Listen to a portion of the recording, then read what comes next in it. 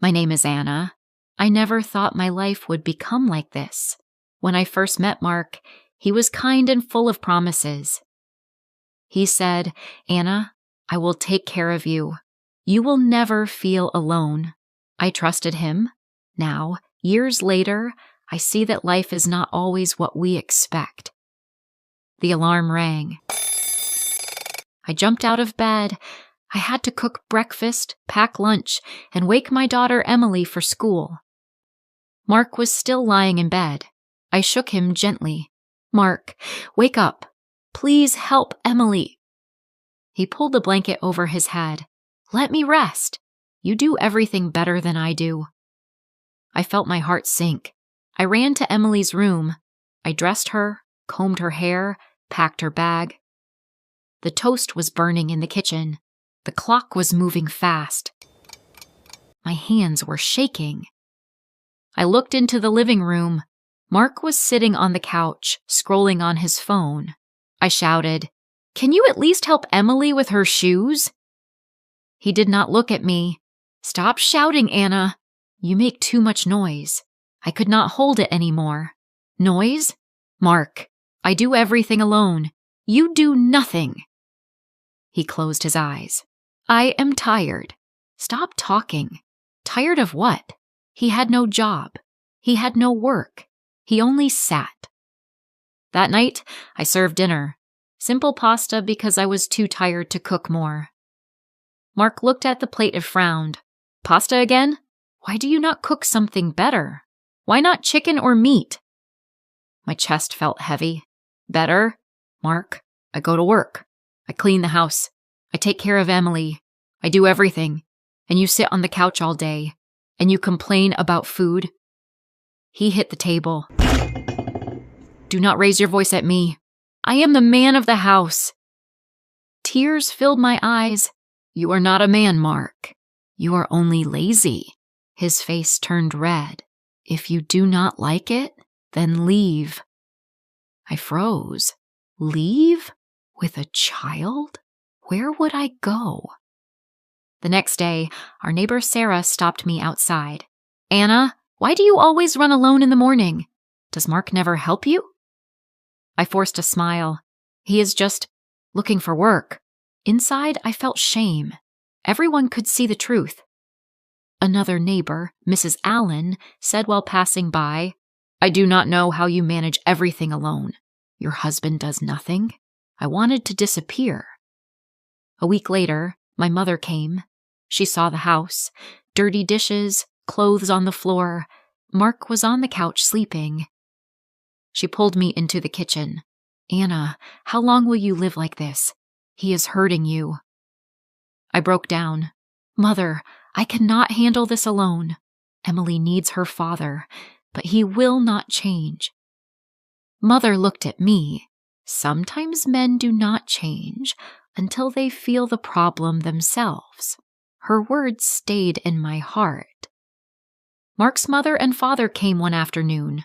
They looked around the messy house. His mother said, Anna, you are too strict. Mark is young. Give him time. His father added, Anna, men are different. Do not push him too hard. He will find his way. I could not hold myself. You do not see what I live every day. Your son sits all day and does nothing. I work, clean, cook, take care of Emily, and he complains. Do you call this living? They looked surprised. His mother said, Anna, he is your husband. You should be patient. I shook my head. Patient? I am tired of patience. He cannot even do one small thing without complaining. They stayed silent. That night, I sat near Mark.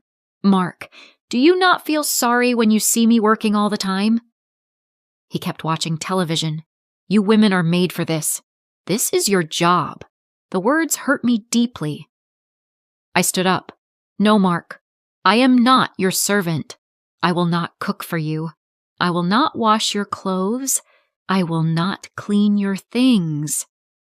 He laughed. You cannot live without me. I stared at him. No, Mark. You cannot live without me. The next morning, I cooked only for Emily and myself. Mark came to the table. "Where is my breakfast?" "In the fridge," I said. "Cook it yourself." He stood up in anger. "Anna, you are not serious." I looked at him. "You have made my life difficult for years. Now you will feel it." For 3 days, I did not touch his clothes. I did not wash his plates. I did not clean his side of the room. By the 4th day, he had no clean shirt. He had no hot meal. He looked tired, hungry, and lost. He came to me quietly. "Anna, I cannot live like this."